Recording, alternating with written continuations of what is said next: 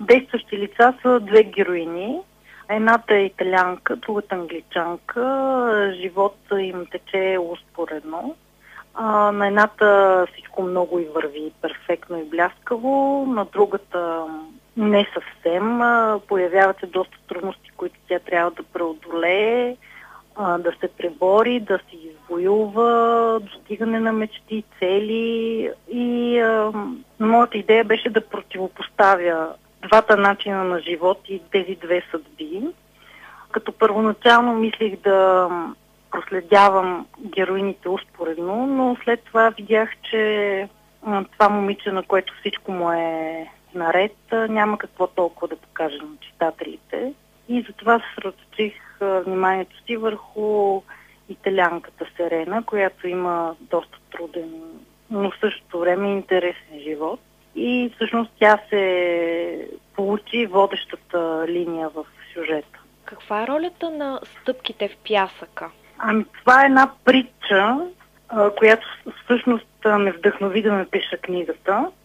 В нея се разказва за една жена, която сънува сън и вижда живота си като стъпки в пясъка.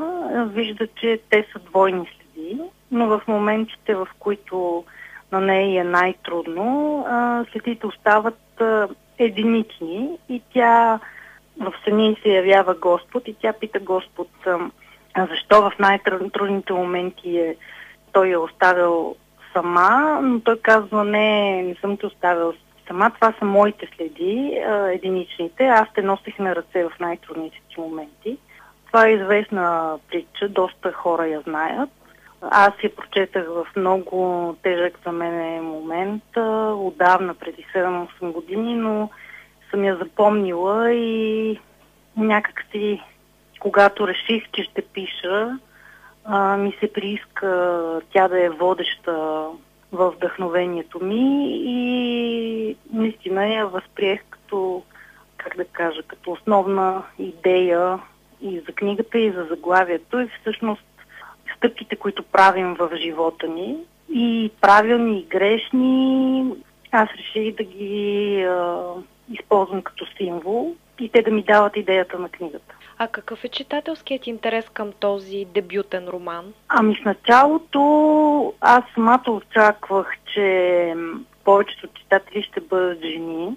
Такова беше общото впечатление, но всъщност се оказа, че и доста мъже харесват книгата.